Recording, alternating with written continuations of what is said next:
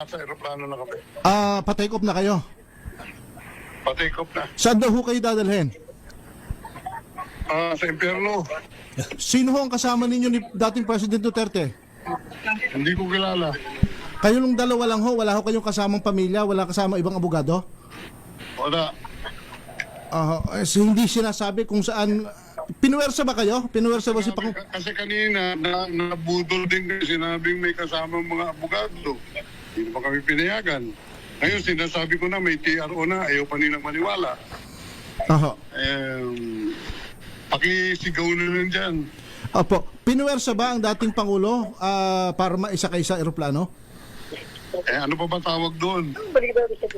Ano ang gusto ninyong sabihin sa sambayang Pilipino? Nakikinig ngayon ES? ES?